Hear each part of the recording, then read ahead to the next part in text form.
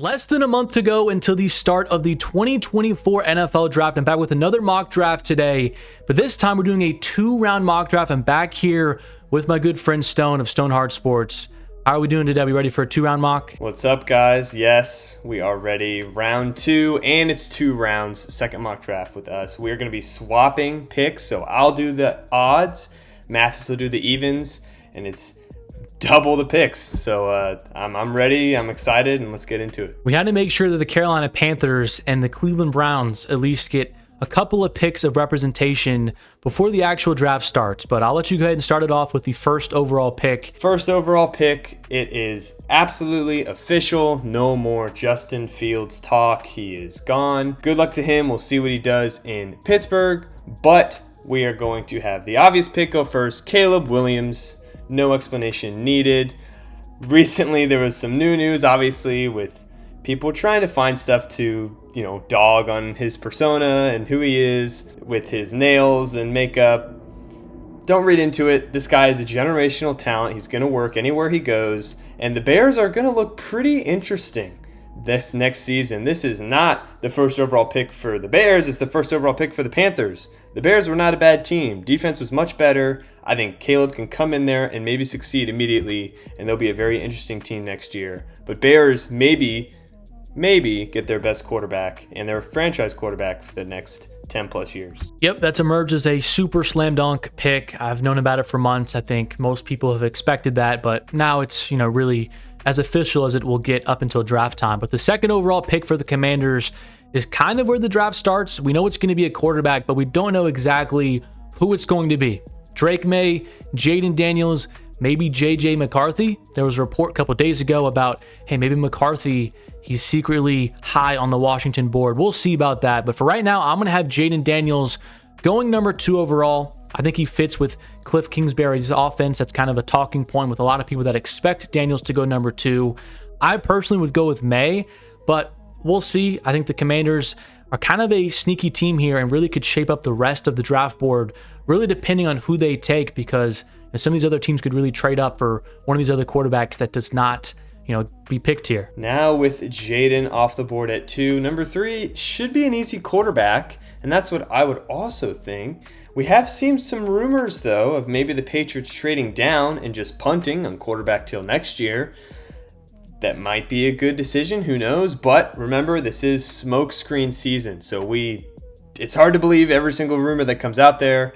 In this specific case, I think it would be very hard to pass up Drake May or Jaden Daniels if he's there at quarterback. So we are going to throw Drake May in to be the next quarterback for the New England Patriots. I like the fit there, and I think the Cardinals at number 4 would have a very fascinating decision, because still the Minnesota Vikings, who are desperate for a quarterback, I think are going to want to trade up. But with Marvin Harrison still on the board here at number 4, that's really who they've been linked to for like over a year now.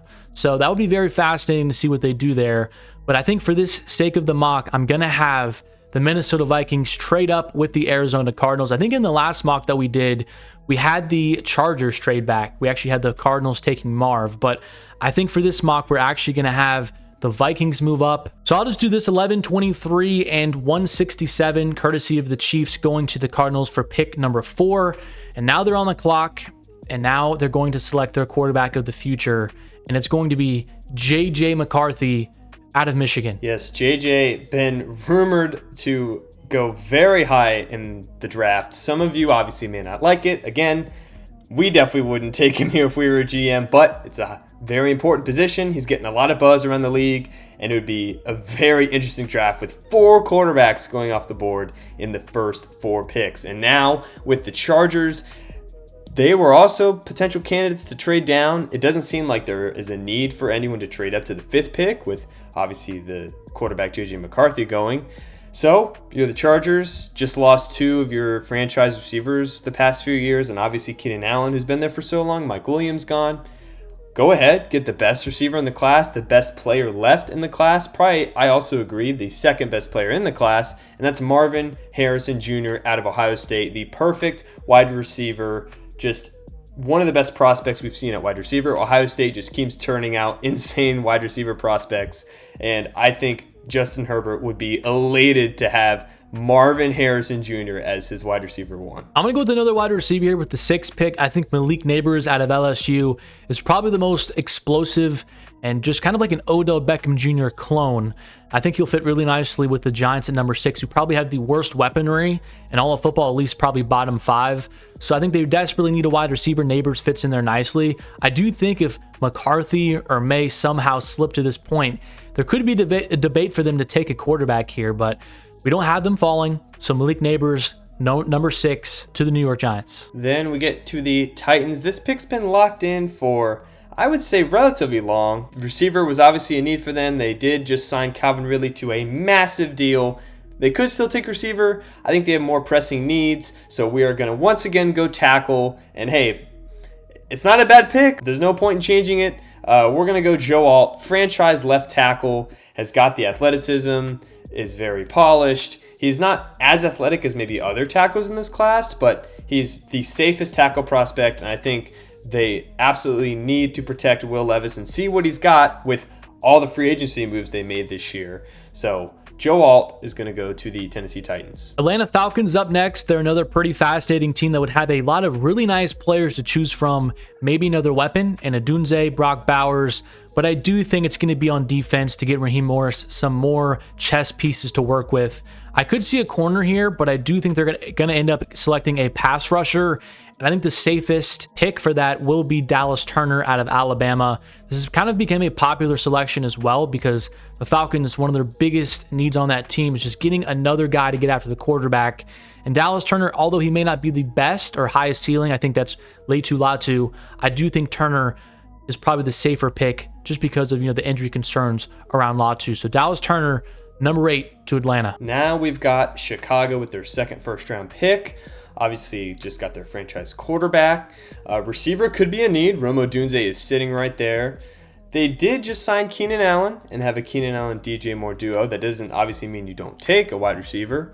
D-line could be interesting with Byron Murphy. Probably one of those 2 picks. However, they are getting a call from another team that has a quarterback that they have had their eye on. Have been a little bit of rumors that they might end up going to trade up. And after a certain pro day that just happened recently, this quarterback has been rumored to go in the first round and guaranteed in the first round. And if a quarterback goes in the first round, odds are they might start climbing even higher up the board. So come draft time, we're projecting the demand to be very high. And we're going to have the Las Vegas Raiders at pick 13 trade up, not a ton, but just a solid amount with the Chicago Bears. They're going to give up their 13th pick to go up to 9, and they will also probably give up a second-round pick next year and probably maybe 148, some sort of early day 3 pick. And they are going to end up trading up for a quarterback, and that is going to be Mr. Michael Penix out of Washington. Went later in the draft in our last mock. After an amazing pro day, is going to skyrocket up the boards. Again, maybe isn't the 9th best player, but quarterback is super, super valuable. He has an amazing arm, has had a lot of injury concerns in history, played with a lot of great players, is older, but I think for a Raiders team that they're not trying to tank, they're trying to be good. They've spent a ton of money. They did bring in Gardner Minshew, but I think Penix, it wouldn't hurt to maybe at least sit and learn more of a traditional offense because he really needs to be able to throw over the middle more consistently. But I don't think Aiden O'Connell is your franchise quarterback, and it's definitely not Gardner Minshew. Go ahead, take Michael Penix, and might as well see what you get. Yeah, we had Penix going to the Raiders in our last mock, and I do think that's a pretty nice landing spot for him. There's been a lot of reports the Raiders are pretty desperate and trying to trade up into the top 5 for a quarterback, probably Jaden Daniels, but we don't have them falling very far, so they can't do that in this mock draft. So they're actually going to move up for Michael Penix. I do not think either of their quarterbacks on the roster right now are their long-term answers. I like Penix at number 9. And now the New York Jets. They're another fascinating team. They could go wide receiver, tight end, but I do think they could also still go tackle or an offensive lineman. They did bring in Tyron Smith. They traded for Morgan Moses. So there isn't a desperate need like there was there, but both of those guys are a little bit older. They have had some injury concerns. Morgan Moses missed a few games last year. So I am going to take another offensive lineman here, but I'm going to take somebody who has the versatility to play inside and at tackle, and that is Troy Fautanu out of Washington. one of the better players in this class. I think in most drafts, he's probably would be a top 10 pick as a lock. This might be a little bit early for him. If you see other mock drafts, he's usually going like in the teens, just due to how loaded this tackle class is. But I think Fautanu, for right now, he could play guard for the Jets, and if Tyron Smith or Morgan Moses gets hurt, slide into one of those tackle positions and also be a viable option. I think the Jets really just need to protect Aaron Rodgers. They signed Mike Williams. I think they're going to go with the safe pick and take Fautanu, who could be a really, really good player. Yes, very interesting. I would definitely say he wouldn't be the next best tackle, but in terms of the tackles above him, they can't really play inside, or they can, but it wouldn't be their ideal place.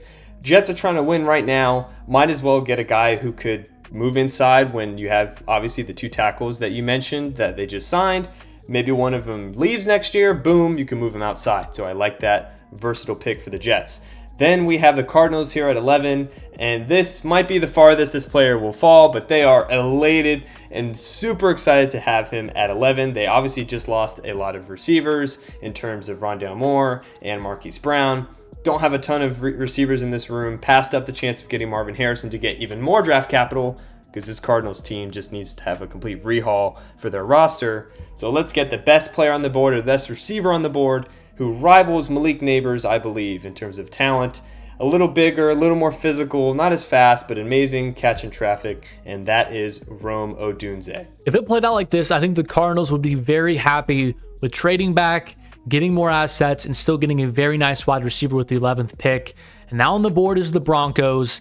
And I'm going to go another quarterback here. This has been a pretty popular mock thing, but Bo Nix just makes a ton of sense. He can run Sean Payton's offense. He's a little bit older. He's a little bit more experienced. And for a Broncos team that is going to be trying to win, because Sean Payton did not come out of retirement and get paid a whole lot of money to not be a competitive team, I think Bo Nix is going to step in and be their starter from day one.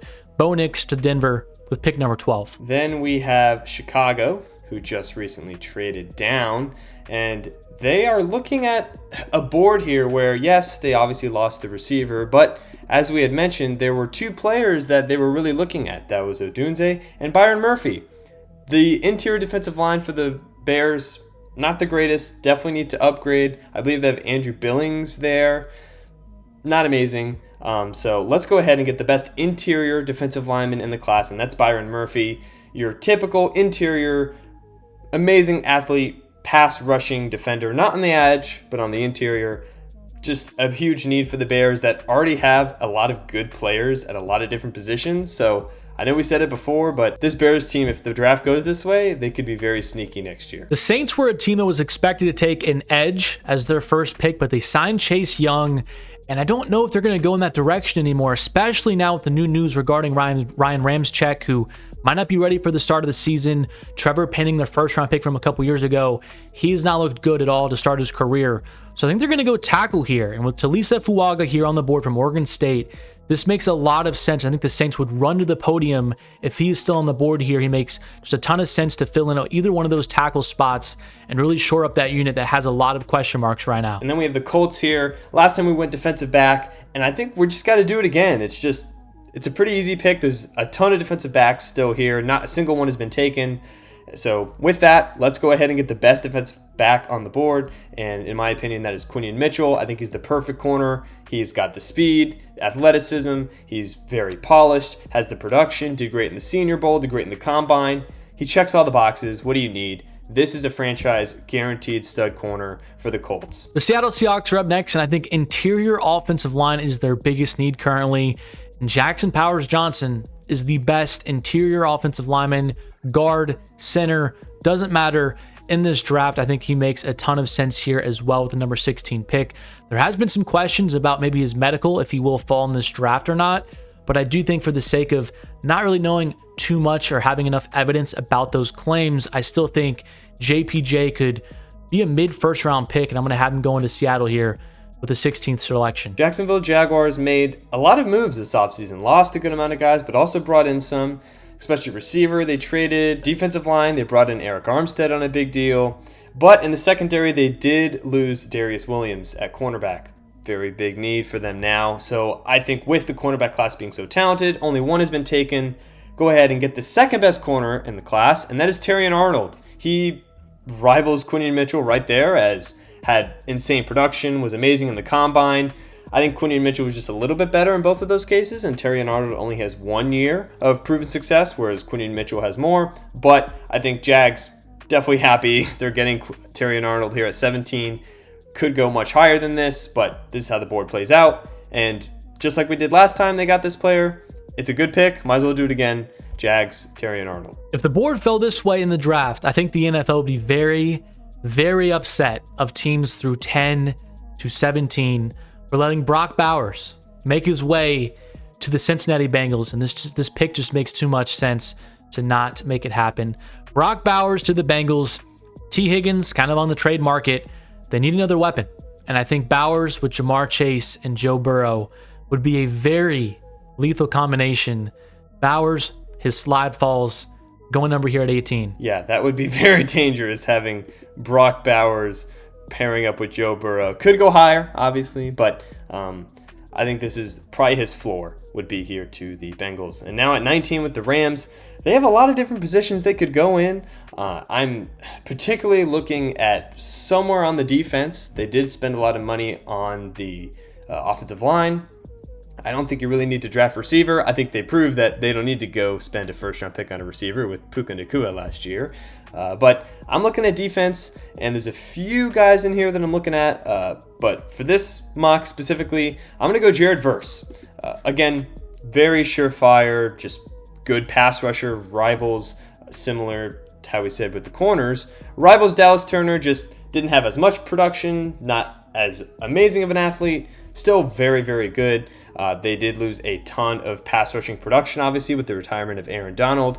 And Jer'Zhan Newton, while he is a good defensive interior player, he's not really a pass rusher. He's more of a run stopper. So with your major loss of sack production, I think you should get the safest, at least on the board right now, and probably best edge rusher so far that's left, and that's Jared Verse. The Steelers now at 20 have a few options they could go. They need some help on the interior of their offensive line, but with JPJ gone and Troy Fautanu, I don't see who they would take here with the 20th pick. They could go wide receiver, they could go corner, and I think the one that makes the most sense is Nate Wiggins out of Clemson to pair nicely with Joey Porter Jr. I think it would be a very nice 1-2 punch. I could see maybe somebody like Brian Thomas going here because they need somebody next to George Pickens. But I think for the sake of the mock, they're going to value that defense a little bit more and select Nate Wiggins here with the 20th pick. Then we have the Miami Dolphins. Last mock, got a little bit lucky. We were able to get Brock Bowers. He's not here this time, so we're going to have to look at a different pick for them. And there's a few different ways they could go.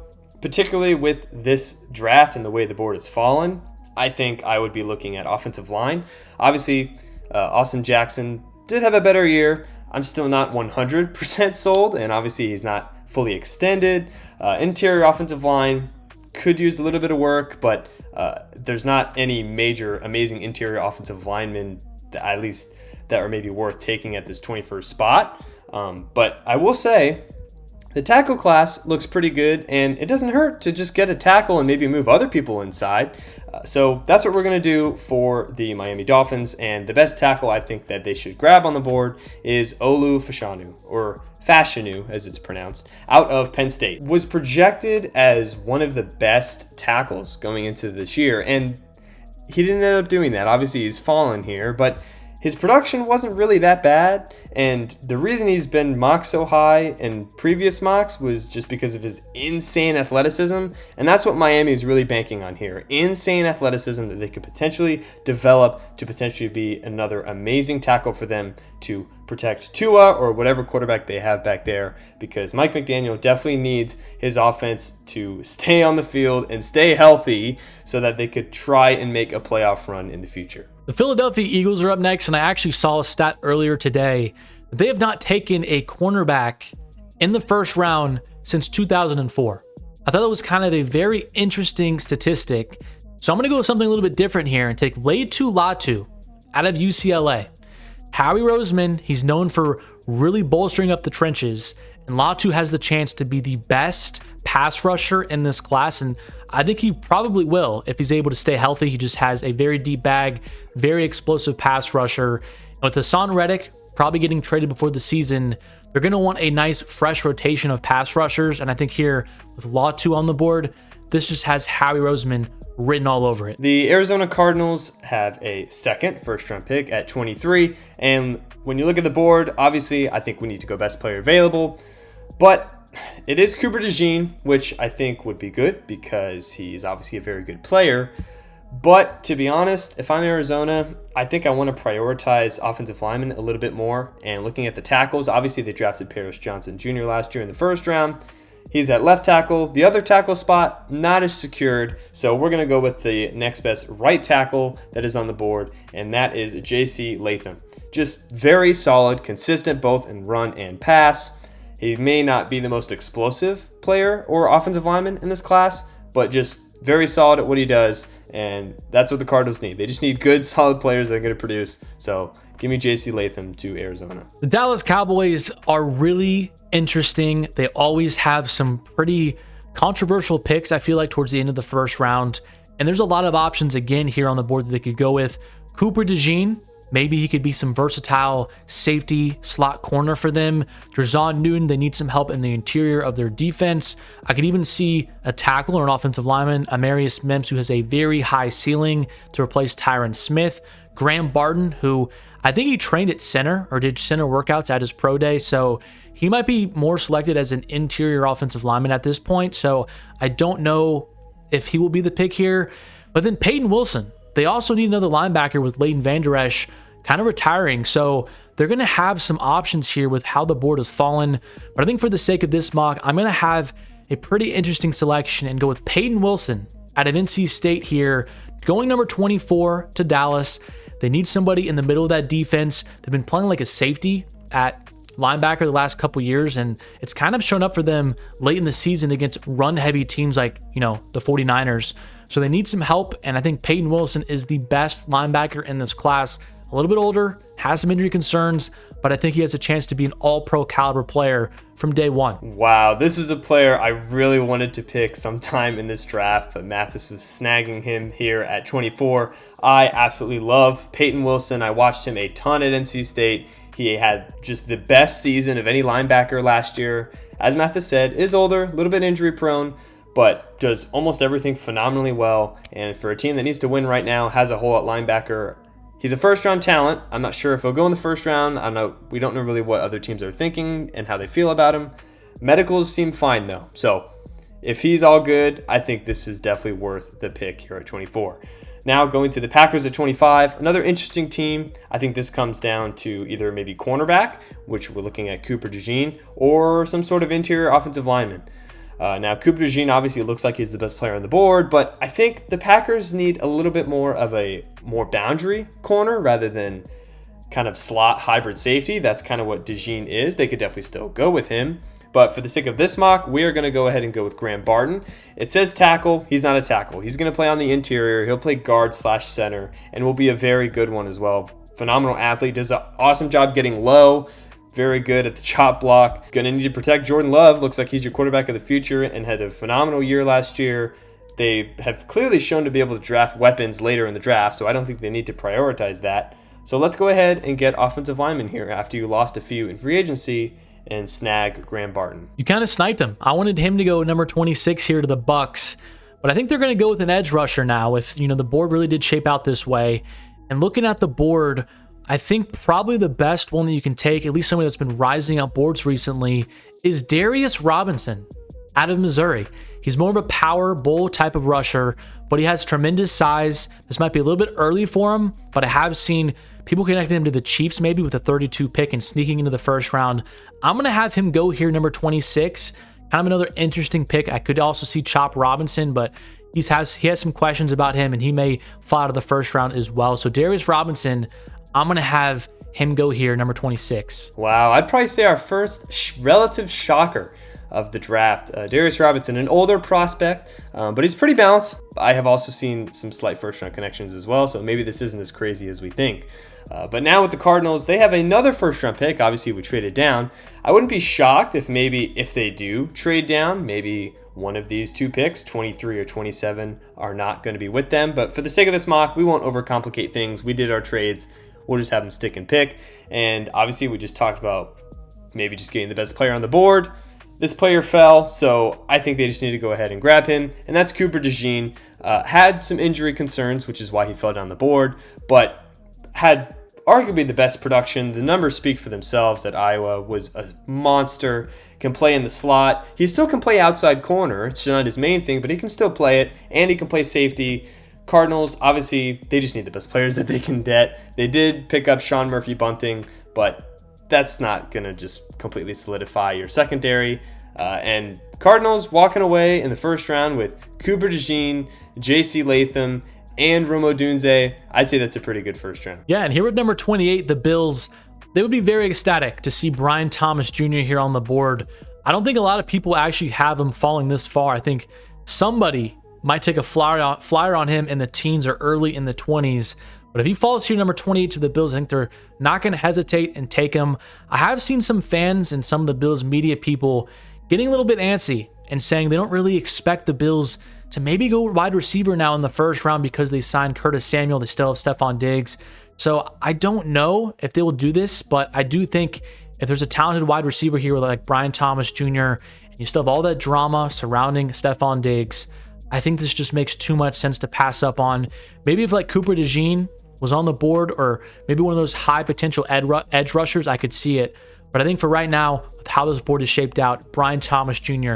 to Buffalo. Yeah, I do still think they're in the market for a wide receiver. We really don't know what's up with Diggs, and Brian Thomas Jr. is a much different player than Curtis Samuel, so I think that's a good pick for Buffalo there. Detroit Lions at 29, honestly one of the hardest teams to draft for because they filled a ton of needs and are going to be very interesting to watch next year and see how far they get in the playoffs, obviously with them overachieving this past year. And this would obviously be another very obvious potential trade candidate.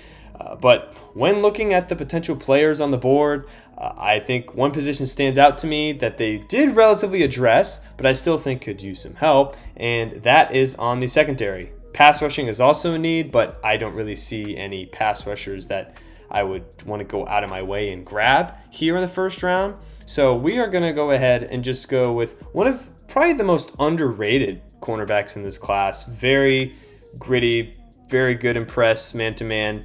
And that's TJ Tampa out of Iowa State. They love to play that kind of man-style defense. They signed a lot of guys, especially on the defensive line. DJ Reader was an awesome signing for them. They have a ton of talented players on, obviously, the offensive line. This could also be wide receiver. I could definitely see them going with wide receiver. But for this mock draft, we're going to have them go with one of the more underrated and less talked about corners in the class, TJ Tampa. Now the Baltimore Ravens here with the 30th pick. I think they're going to go after a tackle, and Amarius Mims. He just seems like a Baltimore Ravens type of player. A very developmental guy, but he has a ton of physical attributes. I think he can develop into being a really, really good player. Maybe like an all-pro caliber guy if he gets the right development. And the Ravens do it all the time with offensive linemen, all the time with players all across the roster. Amarius Mims to Baltimore. I think it's a really nice fit. Then we have the 49ers here at 31. Not a ton of needs, obviously. They're a very good team. Cornerback is definitely in the case, but I still think they have good starting cornerbacks, especially with Charvarius Ward there.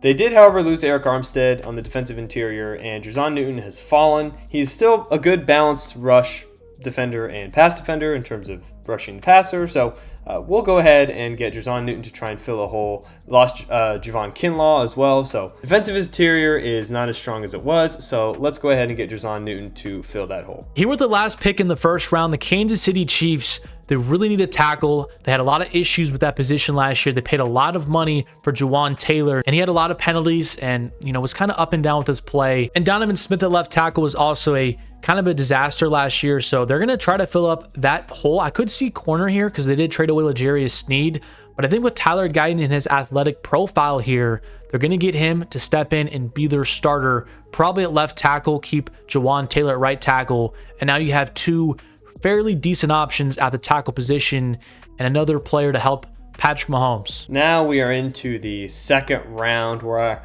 my team finally gets to pick. Yes, I'm a Panthers fan.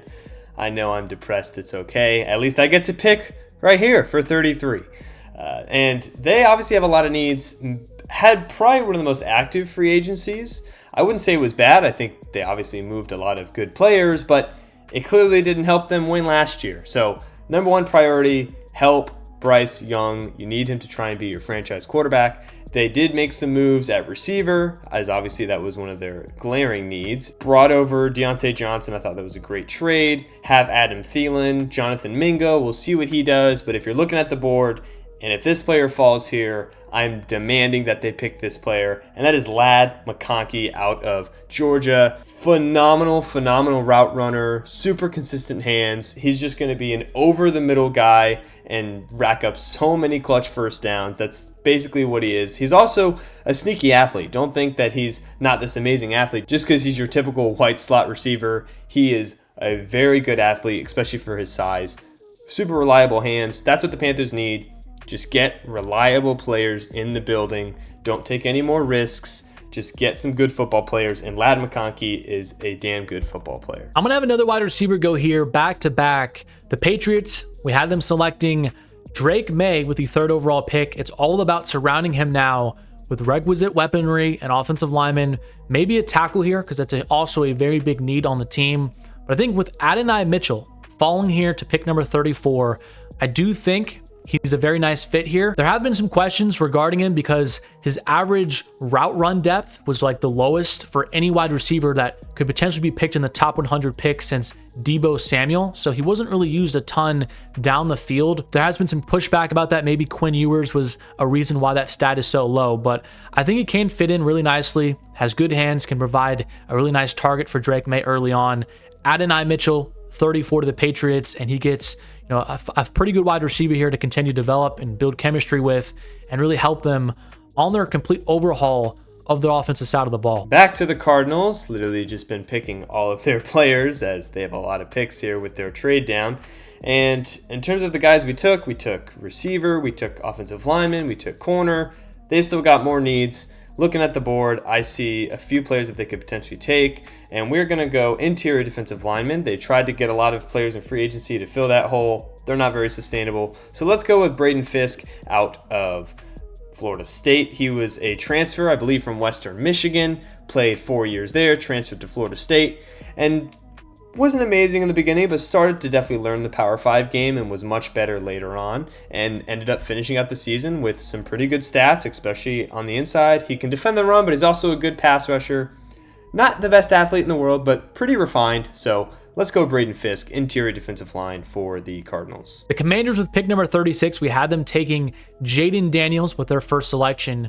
But I think here I'm going to go on the defensive side of the ball. They traded away Montez Sweat. They traded away Chase Young. They need some help, desperate help at edge rusher. And here, Chris Braswell out of Alabama, I think, is a good fit. He's very athletic. He doesn't have a ton of pass rush moves. He's not going to be like Laitu Latu where he's doing swim moves and spin moves all across the edge. But I do think he has a good enough athleticism profile that he can be at least a solid pass rusher. And for the Commanders who just need somebody to step in right away and be a solid option, I think Chris Braswell fits that. Next, we got the Chargers here at 37.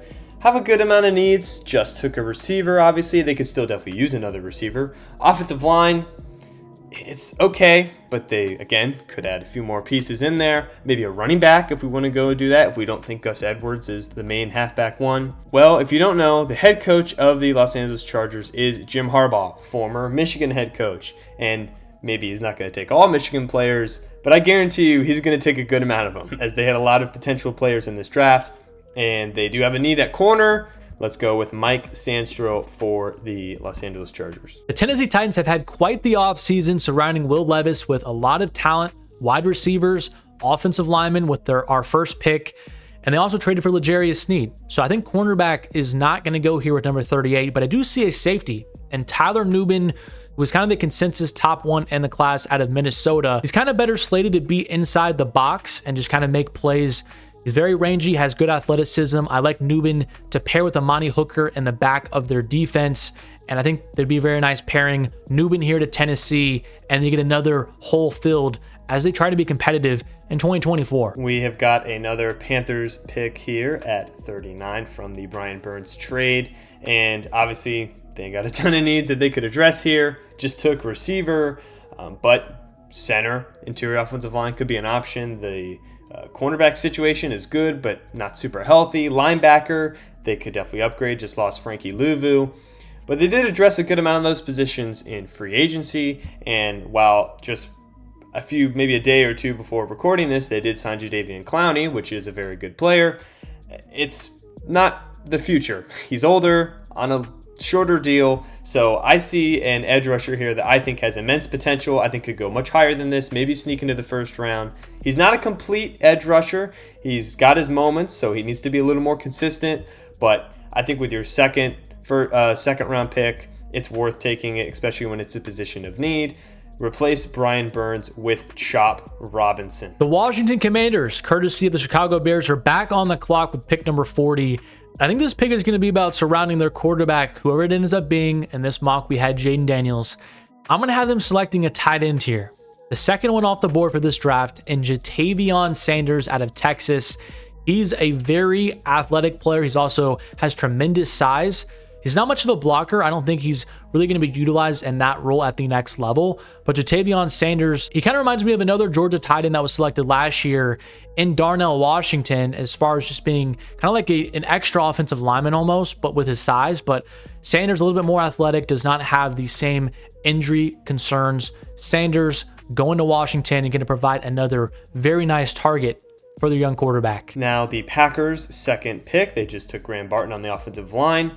Kind of a harder team to draft for. Again, have picked a lot of good players. Some of them they've signed to major deals. Some of them maybe are expiring.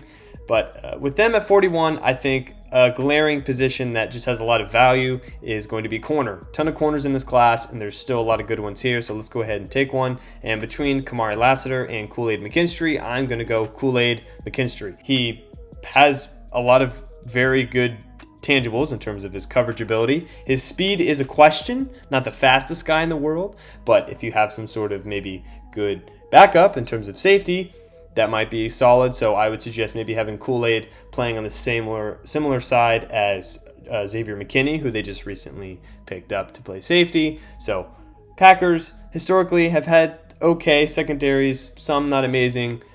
Let's go ahead and really boost it up with Kool-Aid McKinstry. Here with pick number 42, the Houston Texans. I forgot to mention them earlier when I was opening up this video, but they're also a team that does not pick until the second round, so we're going to have some representation for them here. But I'm going to go with the wide receiver, Xavier Legette out of South Carolina. Kind of a limited route tree. He still has some development in that regard, but he's probably one of the better contested catchers in this class, has tremendous athleticism, great size. I think pairing him with Nico Collins and also Tank Dell would give CJ Stroud three amazing weapons on the outside, not to mention Joe Mixon and Dalton Schultz. The Texans offense would be really, really good. Next, we have Atlanta. They addressed the defensive side of the ball in the first round, and they're going to do it again in the second round. They've spent enough top picks on the offense, and obviously they just signed their quarterback that can hopefully bring it all together in Kirk Cousins. So in terms of the defensive side of the ball, I think cornerback is still an issue. They do have AJ Terrell, but not much outside of that. So between the top cornerbacks that are available, we're going to go Kamari Lassiter out of Georgia. He can line up in multiple spots, whether it's in the slot or out on the outside. He's not the most aggressive corner, so maybe he doesn't get you, a ton of turnovers, but he plays it very safe and doesn't put himself in any sort of bad position. So he's not going to let up a ton of necessarily bad deep, or just you're going to look at the play and be like, hey, where is our corner? Where'd he go? Kamari Lassiter's not going to do that. He'll be very good and consistent and a solid number 2 for an Atlanta team that's trying to win right now. The Raiders are up next with pick number 44. Michael Penix was their first selection. We had them trading next year's second round pick to get into that range to select him inside the top 10. So they still have pick number 44. And here I think a tackle. They need some help on the offensive line. They want to help Penix, who's not super mobile. I mean, he did run a pretty good 40-yard dash, but running a 40 and also getting away from pass rushers is a little bit different. We did see at Washington his mobility at times was a little bit limited inside the pocket and just escaping. So they're going to want to build up the trenches and make sure they have a brick wall up front for him. And I'm going to select Jordan Morgan here out of Arizona. He's very big at 6'6", over 320 pounds. There has been some questions whether or not he can play tackle or not at the NFL level because his arm length is a little bit towards the smaller end. But if not, he can slide in at guard because there's also a need there for the Raiders. So Jordan Morgan, he has a lot of upside, and I think he can slide in at either one of those positions and be a good player for the Raiders starting from day one. Next, we have the New Orleans Saints. They just addressed the tackle position in the first round, and I think their next biggest need is on the defensive interior. They drafted Bryan Bresee last year. Hasn't played a ton. He could potentially, obviously, still get in there, but even if he is in there, I still think they need some more help. And you got a lot of guys in there. Bresee played a little bit more edge, but he can move inside, and I think when you look at the board, there aren't many interior defensive linemen that are worth taking at 45, so maybe they want to trade back, maybe they want to take receiver. They did just sign Cedric Wilson, and they do have Rashid Shaheed, who they really seem to like. So let's go ahead and I think get the next best just defensive lineman in general, and that's Adisa Isaac. He's 6'4", around there, 254 pounds, so not going to really be on the inside, but I think you can move other guys that previously played on the outside, move them on the interior like Bryan Bresee, and have Adisa Isaac on the outside, who, similarly to guys in the past like Odafe Oweh, didn't have a ton of production, but that doesn't mean they can't be good in the NFL. All the traits are there, just really makes you question, why didn't he get more sacks? Why wasn't the production there? He was playing alongside Chop Robinson, so maybe that could potentially explain it, or just the style of play he was playing against. But he's a very good athlete, has a lot of good physicals, and I think would be a pretty good help on their D-line to maybe take over for Cam Jordan next year. The Indianapolis Colts here at number 46 decided to go Quinyon Mitchell with their first pick. I could see maybe Brock Bowers. That's an interesting spot for him. I feel like a lot of people have started to mock that. But we had Quinyon Mitchell go there. I like that selection, getting rid of one of the bigger holes on their entire roster. But now here with number 46, I think they are going to get another weapon for Anthony Richardson. And I like Troy Franklin out of Oregon. I feel like in most drafts, he might be considered a first-round talent, but just because of how loaded this wide receiver class is, he's going to fall to kind of like the middle of the second round. He's got very nice vertical speed. He might be considered the best deep threat in this entire draft because, if you look at his college numbers the last 2 years in Oregon's offense, he's been the highest production in terms of just down the field plays. So he's going to bring another element to the Colts offense. They have Michael Pittman Jr., who is their ex-wide receiver. They have Josh Downs, who is their slot guy. I'm not a huge fan of Alec Pierce. He's kind of like their big-bodied guy. They kind of need somebody to stretch the field and be their consistent deep threat. And I think Troy Franklin can step into that role and provide a really nice element to Shane Steichen's offense. Troy Franklin out of Oregon ending up in Indianapolis. Next is the New York Giants. They obviously addressed getting a playmaker with their first round pick, and we're going to go a guy who's going to be guarding that playmaker with their second round pick, and that is going to be the next best corner in the class. Very amazing deep corner class, and that is Ennis Rakestraw Jr. out of Missouri. Very, very physical corner. He's pretty big for his stature in terms of playing the cornerback and the average height and weight that a cornerback is, but he's not very slow. So that's a pretty good mix right there. Maybe in coverage could have some issues, potentially in zone. They did use a first round pick on Deonte Banks last year, and while he wasn't amazing, he did have his moments. And so hopefully you can have these two guys grow together and make the secondary for the Giants not one of the worst in the NFL. The Jaguars with their second pick in this draft, I'm going to go with the wide receiver. I'm going to keep him in the state of Florida, and that is Ricky Pearsall. I feel like Trevor Lawrence, since he's entered the league, has kind of been missing a safety blanket and somebody to just rely on game in, game out in key situations.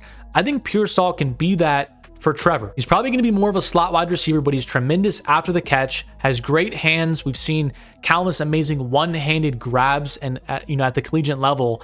And I think he's going to step in, be a great route runner from day one. Ricky Pearsall going to Jacksonville and joining Gabe Davis and Christian Kirk as our top three wideouts. With the Cincinnati Bengals here, we could go tackle. I think that'd be very interesting. They do have some relatively solid tackles. At least they try and plug the hole in. Interior offensive line is also another need they could look at, but even with T. Higgins, let's say he doesn't get traded, they still could use another weapon. Really did not really have anyone behind the two main receivers they have, and if someone leaves, is it just Jamar Chase and obviously the new tight end they just brought in? So I think it wouldn't be a bad idea to potentially get a receiver with the stacked receiver class that's here. And one of the more underrated guys that I think is just going to be very solid is Roman Wilson. He would be higher in this class if it wasn't such a deep wide receiver class, and there are a lot of other more physically demanding receivers that pose maybe more of a threat to defenses and have higher potential. But Roman Wilson, I think he's just got it. Kind of reminds me of, obviously, with the Texans last year, had a breakout wide receiver with Nico Collins. I think Roman Wilson, maybe obviously not to the same extent, but could potentially be that guy. He can play on the outside and in the slot, brings a good mix of receivers to the Bengals, who are trying to make their offense even more dominant. The Philadelphia Eagles had them getting Laiatu Latu, a very nice high potential pass rusher with their first pick, but I think they still needed to address their secondary, which really struggled last season. Darius Slay missed a lot of games. He's getting up there in age. James Bradbury is just not very good. So they need somebody to step in that can produce. And I think that's Kyrie Jackson out of Oregon. Maybe one of the bigger corners in this entire class at 6'3", almost 200 pounds. He's your prototypical press corner. I think Vic Fangio would love to have him in his defense. He's a little bit raw in terms of his technique. He needs to work on that a little bit, not just solely rely on his athletic profile all the time. But I think Jackson is a guy that the Eagles could take. Vic Fangio could get the best out of him, and he could fill in pretty nicely for either Darius Slay or Bradbury if they're struggling or hurt, and as another piece to their defense that's gotten a lot of new additions this offseason. Next, we have Pittsburgh. They passed up on getting an interior offensive lineman, and I would say that's one of their bigger needs in this class. But lucky for them, one of the better centers in the class, probably the second best, maybe third. I think Graham Barton will probably play center, so we'll say third. Still worthy of taking in the second round, and a day one starter. Zach Frazier out of West Virginia is very strong, has a good lower half. I think the Steelers are going to have a pretty fun time putting their head down and running through defenses while taking advantage of the play action with their new quarterback in Russell Wilson and maybe Justin Fields. The Los Angeles Rams got a pass rusher in the first round. I think they're also going to add an interior defensive lineman here. With Aaron Donald retiring, I think they're going to try to bolster up that unit. And Ruke Aurora out of Clemson, I think, is going to be the pick here. He needs some development in terms of his pass rushing moves. He's not super polished in that area of his game, but he can step in right away and be a great run stopper. And at the very least, he's going to be at least a very solid starter and somebody that can just be a rotational player. And when you get that in the second round, I think you do want to minimize risk here. And Aurora, I think, is a nice fit in the Rams defense and can provide another big body on that unit and pair nicely with Jared Verse. Eagles with another pick in this draft. Looking at their team, again, very good team, but with some losses on the interior offensive line, we're going to go with a guy who could kick it out to tackle or go on the inside. Had a very good year at Yale. Obviously, it wasn't playing against the best competition, but still produced very well. Kieran Amagdeye, if that's how you pronounce his name. I apologize if it's incorrect. Very big mauler. It's just his arms are not as long, so maybe he'll play guard, and I think he could play guard immediately because they do have a hole there, but once maybe Lane Johnson calls it a career, he could learn and maybe go back, kick it outside to right tackle, which is where he currently plays, and just another potential amazing pick for the Eagles on their just completely stouted offensive line. The Cleveland Browns have their first pick in the draft here with number 54. And I think the glaring need for them on their defense is linebacker. They have Jeremiah Wusu-Karamoa, who's a very nice player, but they signed Jordan Hicks, they signed Devin Bush, but I think those guys are just stopgap type of veterans. They need an impact player or somebody that has that potential in the middle of their defense. That is Edgerrin Cooper out of Texas A&M. Early in the process, he was seen as maybe a borderline first rounder, but he's since fallen a little bit. I still think he could be drafted pretty early in the second round, depending on how other teams view him. But I think the Browns would be very excited to get him here.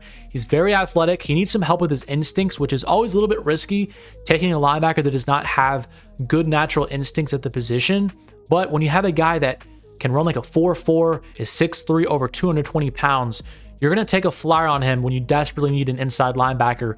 Edgerrin Cooper going to Cleveland. Next up, we have the Miami Dolphins addressing offensive line with their first pick.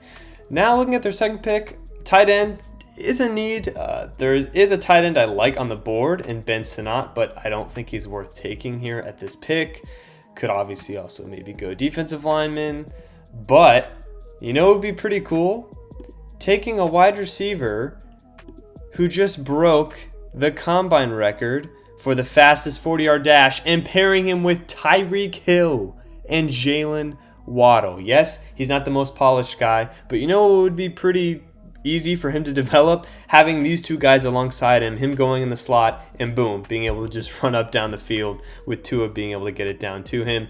Xavier Worthy to the Miami Dolphins. The Dallas Cowboys took Peyton Wilson in the first round, getting a new centerpiece for their defense. And here, there's a nice offensive lineman that is a very raw player, but has a very high upside. And what we know about the Dallas Cowboys is that they can develop offensive linemen. We've seen it time and time again. Just a couple years ago, taking Tyler Smith, he was seen as a project player or somebody that's not going to be able to step in right away. He was very, very young coming out, but he's become one of the better guards in the league. Maybe he moves to left tackle. We'll see.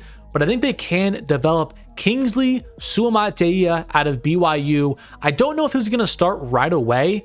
He could sit a year as the Cowboys just kind of develop him. But if not, I think he can step in early and be okay. There might be some struggles just because, he is still fairly raw as a player. He has a great athletic profile, over 6'6", over 300 pounds. But again, going from BYU to the Cowboys and playing against really good pass rushers, it's not going to be a super easy adjustment period. So I think it would be best for him to at least sit out a good portion of the season and then step in.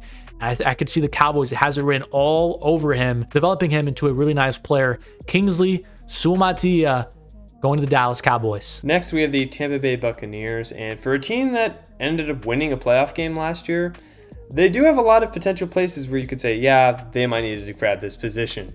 And with all the potential picks that we could make here, I'm going to go with an interesting one. I'm going to take our first running back off the board. Rachaad White is there. I really don't think he's just a good enough running back to be your full-on starter. The depth behind him is not amazing. So let's go with, in my opinion, the best running back in this class, and that's Jalen Wright. He had a phenomenal combine and is just a ready-made NFL athlete. He's a very elusive runner. He's 210 pounds, so he's not very thin frame. I think he's just the next great running back, at least from out of this class. I think he'll be the best one. And Bucks go ahead and get themselves another playmaker on offense. The Green Bay Packers went offensive line in the first round. I think they're going to address another need here with pick number 58. They signed Xavier McKinney in free agency. He's more of your traditional free safety. He's going to sit back there and kind of just control the back end of the defense. But they need somebody who can kind of be in the box a little bit, kind of fill the need of a Darnell Savage who left. I think that's Javon Bullard out of Georgia. He played slot corner 2 years ago. He played safety last year. He's pretty versatile. He kind of reminds me a little bit of Brian Branch, the Lions drafted last year. Not as polished as an athlete, doesn't have those same traits, but in terms of play style and his strengths, kind of reminds me of Branch a little bit, and the Packers now have a fairly nice safety tandem. Next up is the Houston Texans, and when looking at their current needs, they did sign Jeff Okudah to be their corner, at least number 2, but I don't think that's very sustainable. Derek Stingley had his breakout year this past season, so let's go ahead and address the cornerback situation and get one of the 2 potential stud Florida State cornerbacks, and we're going to go Renardo Green. Both of these guys are very, very good in zone and man coverage, but Renardo Green is a little bit better against the run, so we're going to go ahead and go with a guy who I think DeMeco Ryans would appreciate his physicality and being able to tackle outside running backs at the cornerback position. So let's go Renardo Green. Coming towards the end of the second round here, the Buffalo Bills have their second selection. I think an edge rusher makes sense here with Von Miller getting a lot of snaps last year and just not looking good, whether it's his age, coming back from his ACL injury. They need some more help losing Leonard Floyd also in free agency. They just need some more bodies for that rotation. And Jonah Ellis out of Utah is someone who I think can fit in Sean McDermott's scheme. He's got a very nice quick first step. He's got the profile to be kind of a speed pass rusher off the edge. He does need to put on a little bit of weight though. He is kind of undersized, only at 6'2", around like 250 pounds right now. But he's got a lot of nice pass rushing moves. We've seen the Bills already develop some edge rushers in AJ Epinesa, who had a great year last year, and Gregory Rousseau, who came out of Miami, was super raw, had a lot of talent, but he came on last year as well. So I think the Bills get another pretty nice high potential guy in Jonah Ellis here to add to their pass rushing room. Next, we are close to the end of this mock. We have, once again, the Detroit Lions. As we said before, looks like they filled a lot of holes. Still a pretty good team. Addressed corner with their last pick, and we're going to go back to defense here. Could be a receiver as well, but we're going to go with what I think is one of the more underrated edge rushers in the class, and that's Marshawn Kneeland out of Western Michigan.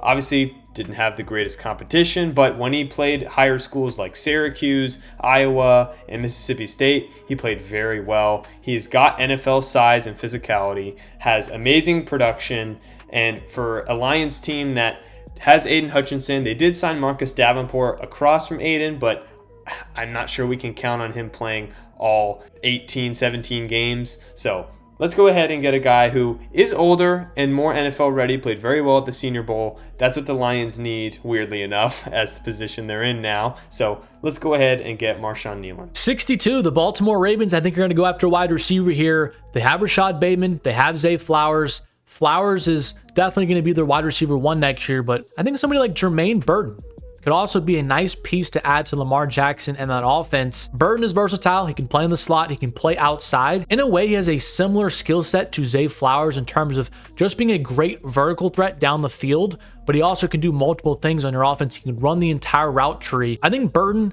and Zay Flowers would be a very nice 1-2 punch, and then you have Rashad Bateman as your bigger target and Mark Andrews in the red zone.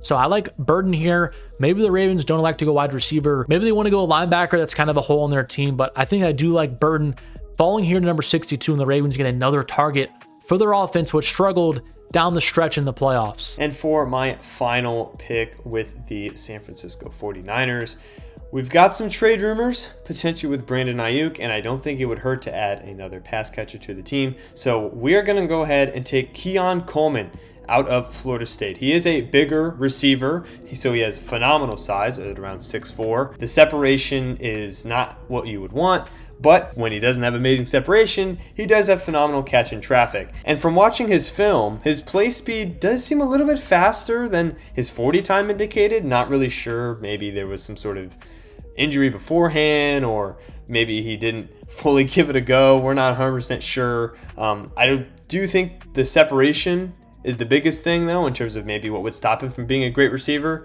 But unlike Quentin Johnston, who was a pick last year and a receiver that I personally didn't really love, he is, yes, not really fast and similar to Keon Coleman in that sense, but he uses his body a lot to catch. Keon Coleman does a very good job using his hands to go up and get the ball. He's also very young, and you could develop him. So San Francisco, if they keep Ayuk for maybe another year, they got Juwan Jennings, Keon Coleman could be there and maybe potentially take over and be a real outside wide receiver if something happens with Ayuk. And the last pick of this 2-round mock draft is going to be Spencer. I'm just kidding. It's not going to be Spencer Rattler. It is going to be an interior defensive lineman. It's going to be T'Vondre Sweat out of Texas. He's been a very controversial player because of his weight concerns. Is he going to weigh too much to be able to play a full 4 quarters? We'll see about it, but I think T'Vondre Sweat could be the best run stopper in this draft, and a nice pairing with Chris Jones. Derek Nottie is the guy in there right now, and he's kind of just a jag. I mean, he's just a replacement level starter. I could see the Chiefs going a wide receiver here, or maybe even a corner, but we had a run on both of those positions. And the Chiefs, they're a very smartly ran organization. They're not going to just take one because there's been a run on that position. Jalen Polk, though, could be interesting here. He's 6'2", could be their big body guy on the outside. Corner, I don't see a ton. Maybe DJ James could slip in here into the end of the second round, but I think for the sake of this mock, I do like taking an interior defensive lineman, and that is going to be T'Vondre Sweat out of Texas. 2 Texas Longhorn defensive linemen going in our mock draft, and Sweat finds himself in Kansas City en route for their 3rd straight Super Bowl trophy. But here we go. Here is the final results of our 2-round mock draft. 64 picks. I think we did a fairly good job. Some teams took need, some teams just took the best player on the board. I'm pretty happy with the results of this. Let me know what you guys think in the comment section down below. If you agree with who your team is taking, if you wanted us to go in another direction, or have any advice for us in future mock drafts, let us know in the comment section down below. As always, I'm going to leave Stone's stuff in the description. He posts other NFL content and various other sports. Go feel free to go check him out. But that's going to do it for us in our 2-round mock draft. I hope you guys did enjoy it. We'll be back maybe 1 or 2 times before the actual draft begins. We'll have to see what it's looking like. We have, 3 or 4 weeks until it actually begins. So we're going to have a few more of these coming out for you guys, but subscribe to the channel if you are new. Drop a like on the video if you did enjoy it. And as always, thank you so much for watching, and I'll catch you guys in my next one.